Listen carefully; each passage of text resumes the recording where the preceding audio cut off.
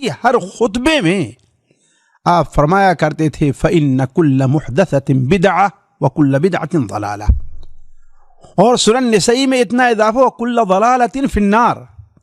یاد رکھو اس میں کوئی شبہ نہیں کہ دین میں ہر وہ چیز جو نئی ایجاد کی جائے وہ گمراہی ہے۔ یہ آپ صلی اللہ علیہ وسلم کا فرمان ہے، کسی دوسرے کا قول نہیں ہے۔ فَإِنَّ كُلَّ مُحْدَثَةٍ بِدْعَةٍ وَكُلَّ بِدْعَةٍ ضَلَالَةٍ، اور ہر نئی چیز، ہر بدعت جو ہے وہ گمراہی ہے۔ آپ صلی اللہ علیہ وسلم نے کہا ہر بدعت گمراہی ہے، یہ نہیں کہ ہاں بھائی یہ بدعت حسنہ بدعت سیئہ، جس طرح اگرچہ بدعت حسنہ اپنے طور پر کہتے ہیں لیکن شریعت میں کوئی بدعت حسنہ نہیں ہے۔ فَإِنَّ كُلَّ مُحْدَثَةٍ بِدْعَةٍ وَكُلَّ بِدْعَةٍ ضَلَالَةٍ، اور ہر ضلالت گمراہی ہے، اور ہر گمراہی نعوذ باللہ من ذالک جہنم میں لے جانے والا راستہ ہے۔ ہمیں دائیں طرف یا سیدھے لے کر کے نہیں جائے گا، ہمیں بائیں طرف لے کر کے جائے گا، جو جہنم کا راستہ ہے۔ اب سوال یہ ہے میرے عزیزو، میرے اس بات پر غور کریں، نقطے پر۔ نبی کریم صلی اللہ علیہ وسلم کی نبوی زندگی میں 23 بار شعبان کا مہینہ آیا ہے، اور مدینہ منورہ یعنی ہجرت کرنے کے بعد نبی کریم صلی اللہ علیہ وسلم کی زندگی میں 10 بار شعبان کا مہینہ آیا ہے۔ تو کیا کوئی یہ ایک حدیث بھی لا کر کے ثابت کر سکتا ہے کہ نبی کریم صلی اللہ علیہ وسلم اس رات کو چراغاں کرتے تھے؟ اس رات آپ صلی اللہ علیہ وسلم کھانے کے لیے غیر معمولی اہتمام کیا کرتے تھے۔ آپ صلی اللہ علیہ وسلم اس رات کو خاص کر کے رات کو جاگا کرتے تھے۔ میں نہیں سمجھتا کہ کوئی آدمی جو پورے علم والا نہیں بلکہ آدھے علم والا بھی ہوگا، وہ کوئی ایسی حدیث بھی لا کر کے پیش کر سکتا ہے جس سے ثابت ہو کہ نبی کریم صلی اللہ علیہ وسلم اس رات کو غیر معمولی اہمیت دیا کرتے تھے۔ وہ جو شب برات کہتے ہیں، وہ 15ویں شعبان کو، اس کا کوئی ثبوت نہیں ہے، نہ روزوں کا ثبوت ہے، نہ نمازوں کا ثبوت ہے، نہ رات میں جا کر کے قبر پر طرح طرح کی حرکتیں کرنے کا کوئی ثبوت ہے۔ اس طریقے کی کسی بھی حرکت کا ثبوت موجود نہیں، نہ روزے کا، نہ اس رات نماز کا، نہ جاگنے کا، نہ قبروں پر جانے کا، اور بڑے دھڑلے کے ساتھ منایا جاتا ہے شب برات کے نام سے۔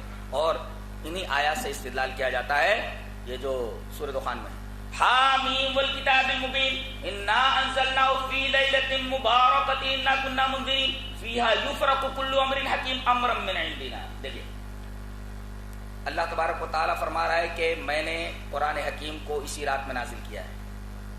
گویا رمضان ہے قرآن کی وجہ سے، پورا کریڈٹ قرآن کے حق میں جاتا ہے۔ آپ کی زندگی میں کچھ 23 سال میں یہ مہینے بار بار آئے، 40 سال کے بعد تو آپ کو نبوت ملی، لیکن 23 سال کے عرصے میں آپ نے کسی ایک سال بھی صحابہ کو اکٹھا کیا ہو کہ آج جو ہے نا وہ شب برات بھی ہے اور آج شب معراج بھی ہے، تو آج آپ کو اتنے نوافل پڑھنے چاہیے، آج آپ کو اتنے روزے رکھنے چاہیے صبح اٹھ کے، اور آپ کو یہ اعمال کرنے چاہیے؟ امت کو اس بات کا حکم نہیں دیا۔ بات وہی ہے کہ سوچنے والا آج بھی سوچتا ہے، اور لاجک بھی یہ پیش کرتا ہے۔ نیکی ہے نا، اصل میں نیکی وہ ہے جس کو قرآن نے ڈیفائن کر دیا۔ نیکی وہ ہے جو محمد کریم نے پیش کر دی ہے، سمجھا دیا ہے۔ جس کا تذکرہ قرآن و حدیث میں نہیں ہے وہ نیکی نہیں بن سکتی۔ شب برات 15 شعبان، رات کو عبادت کرنا، صبح کو روزہ رکھنا، یہ عمل کسی صحیح حدیث سے ثابت نہیں ہے۔ اس بارے میں جتنی روایات آتی ہیں وہ صحت کے مقام کو نہیں پہنچتی۔ کسی ایک صحیح حدیث سے 15 شعبان کو روزہ رکھنا اور اس رات کو عبادت کرنا ثابت نہیں۔ کسی کے دل میں آ سکتا ہے کہ ثابت نہیں تو کوئی حرج نہیں ہے، تو کام اچھا، کام تو ثواب کا ہے، روزہ ہی رکھ رہے ہیں۔ اسلام ایک مکمل دین ہے، اس کے اندر کسی اضافے اور کمی کی اجازت نہیں ہے۔ اگر یہ रसूलुल्लाह सल्लल्लाहु अलैहि वसल्लम से अमल साबित होता, सही हदीस के ज़रिए हम तक पहुँचता, तो हम इस पे अमल करते। और प्यारे हबीब अलैहि सलातु वस्सलाम से साबित ना हो और इंसान कोई ऐसा अमल करे जिसको बाइस अजर व सवाब समझे, तो वो ये अकीदा रख रहा है, जुबान से नहीं अपने अमल से कह रहा है कि काम अच्छा था, नऊज़ु बिल्लाह, या तो रसूलुल्लाह सल्लल्लाहु अलैहि वसल्लम भूल के बताना उम्मत को, या आपने छुपा लिया। और ऐसा कहने वाला, अकीदा रखने वाला गुमराह इंसान है। रसूलुल्लाह सल्लल्लाहु अलैहि वसल्लम ने दीन इस्लाम की एक एक बात पहुंचाई है कि प्यारे नबी माह शाबान में कसरत से रोज़ों का एहतमाम किया करते थे, लेकिन आप देखिए कि माह शाबान में मुसलमान बहुत सारी बिदात और खुराफात में मुलव्वस नजर आते हैं। शाबान की 15वीं तारीख को मुसलमानों ने ईद की हैसियत दे रखी है। 15 शाबान मुसलमानों के नज़दीक मुस्तकिल एक ईद है। 15 शाबान की रात को ख़ास तौर पर तहज्जुद का एहतमाम करना, 15 शाबान के दिन में ख़ास तौर पर नफिल रोज़ा रखना, न उससे पहले न उसके बाद, याद रखिए बिदात है। प्यारे नबी ने क्या फरमाया? जुमा है, जुमा की अपनी फजीलत है। अगर कोई शख्स जुमा की फजीलत की वजह से जुमा की रात खास तौर पे उठ के तहज्जुद पढ़ना चाहे, आज जुमा की रात है तहज्जुद पढ़ेंगे, प्यारे नबी ने मना किया है। कोई ये चाहे कि आज जुमा है, फजीलत का दिन है, चलो आज नफिल रोजा रखेंगे, फजीलत का दिन है, प्यारे नबी ने मना किया, कहा कि जुमा की फजीलत अपनी जगह बजा, लेकिन उसकी वजह से तुम अपनी जानिब से उस रात को खास तहज्जुद का एहतमाम करने लगो या उस दिन में खास रोजे का एहतमाम करने लगो, आपने मना किया। मुसलमानों में आप देखेंगे 15 शाबान के हवाले से उस रात को खास तौर पे क़ियाम करना, मस्जिदों को चरागा करना, मस्जिदों में बाकायदा बयानात का सिलसिला, और जैसे माह रमज़ान में ताक़रातों में मस्जिदें आबाद रहती हैं, ताक़रातों में जिस तरह से लोग मस्जिदों में जागते हैं, 15वीं शाबान में भी मस्जिदों को संवारना, बयानात करना, दुआएं करना वगैरह वगैरह, ये सब चीज़ें याद रखिए किताबों सुन्नत से साबित नहीं है। अब सवाल यह है कि जब मग़फ़िरत होती है अल्लाह की तरफ से, तो फिर क्यों ना अमल भी किया जाए? तो अमल के लिए दलील चाहिए। अमल के लिए क्या चाहिए? दलील चाहिए कि एक आदमी फलां रात को इबादत और अमल के लिए खास करे, तो उसके लिए काफ़ी नहीं है कि अल्लाह मग़फ़िरत का वादा अल्लाह का है। अल्लाह का यहाँ पर इबादत का हुक्म नहीं है। हाँ, यहाँ पर यह है कि कोई आदमी शिर्क कर रहा है तो छोड़ दे, कोई आदमी आपस में दुश्मनी रखे हुए तो छोड़ दे, लेकिन यह नहीं कहा गया मग़फ़िरत की जाती है, लिहाजा बंदों को चाहिए कि खूब दुआ करें, बंदों को चाहिए कि खूब नमाज पढ़ें। यहाँ ये कुछ नहीं कहा गया।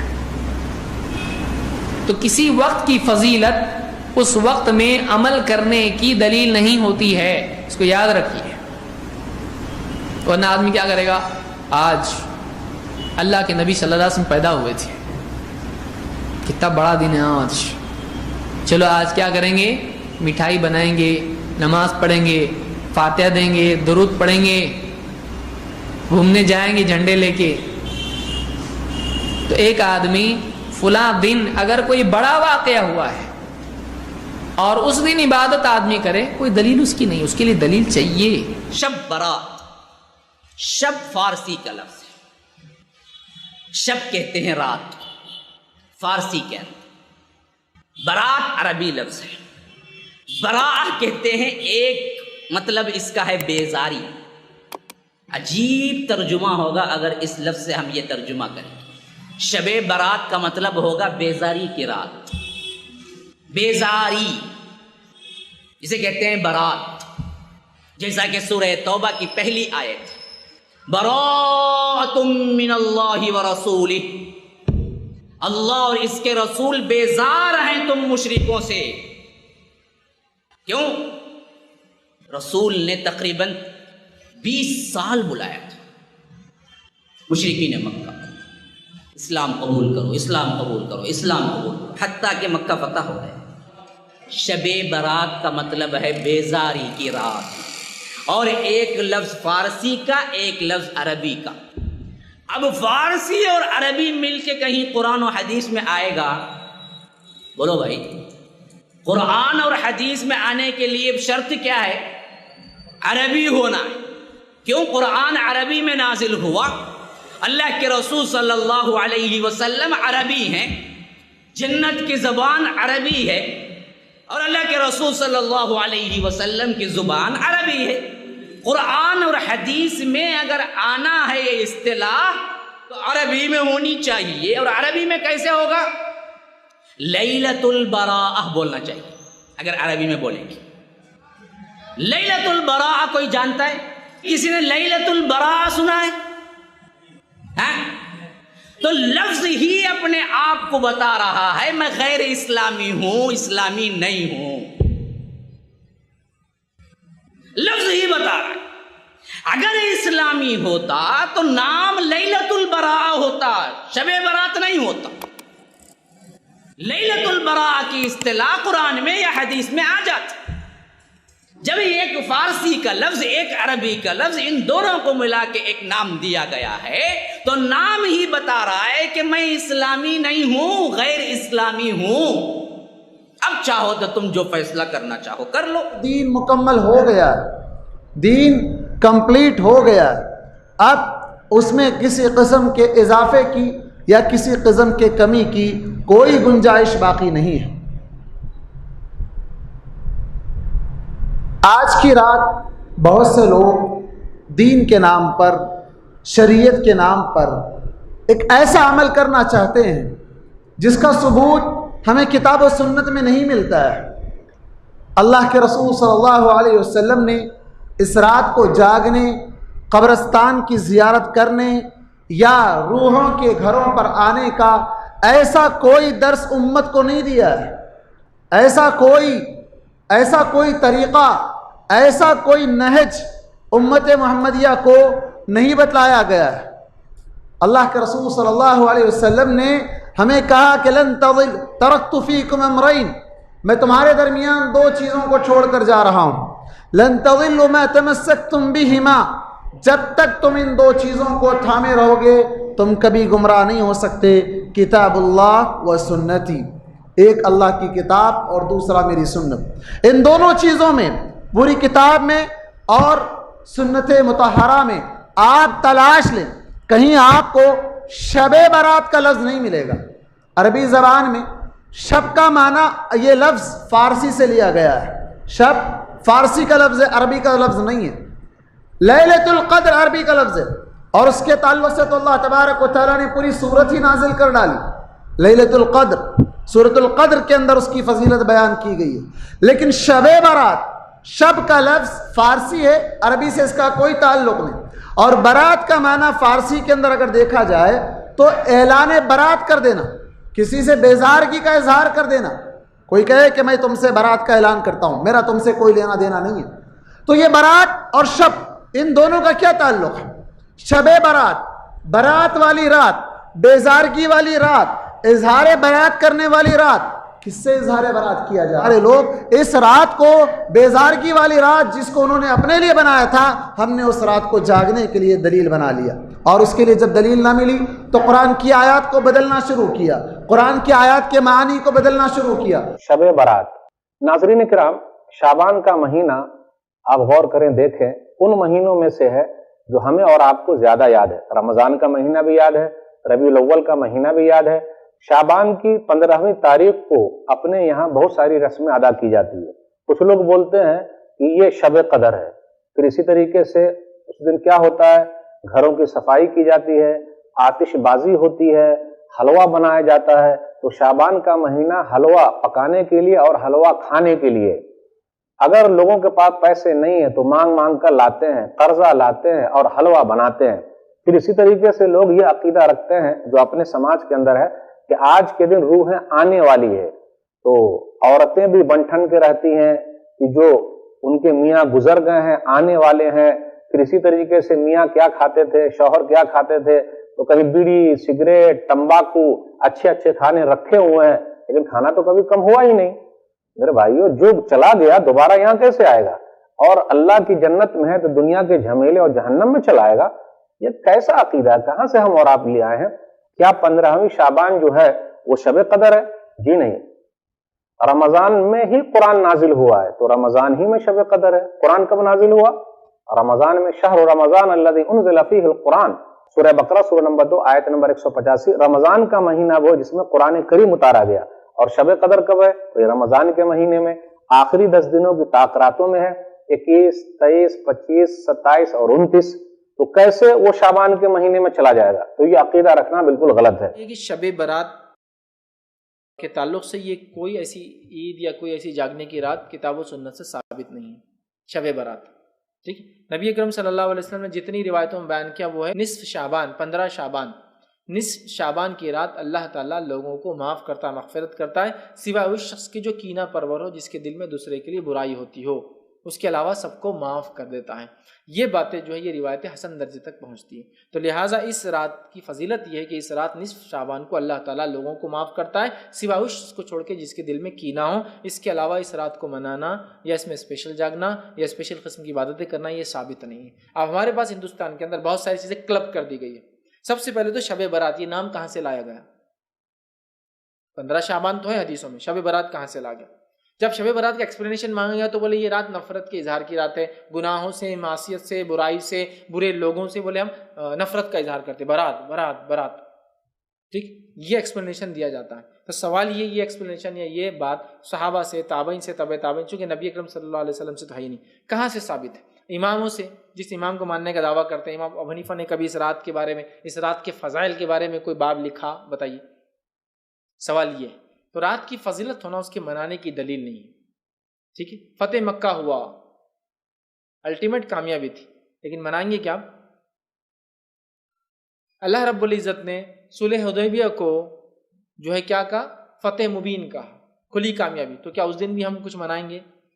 بہت ساری موضوع اور منگڑت روایتیں، تو لہٰذا نصف شعبان کو اللہ لوگوں کو معاف کرتا ہے، لیکن اس کو منانا، جاگنا، 100 رکعتیں پڑھنا، قیام اللیل اسپیشل اس رات میں کرنا خاص ثابت نہیں، اور یہ فضیلت جو بیان کی جاتی ثابت نہیں ہے۔